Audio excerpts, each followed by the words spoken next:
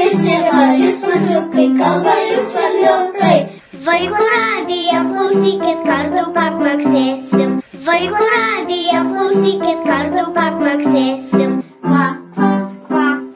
Vaikų radijas ir radijo laida iš Londono Varliukai smalsiukai sveikina jūsų artėjančią vasario 16-ąją.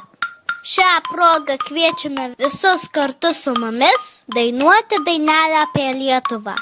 Vasario 16-ąją įsijunkite Vaikų radiją laikrodžiui mušant bet kurią valandą. Ir iškart po žinių mes išmokysime jūs labai gražią ir nesudėtingą dainelę.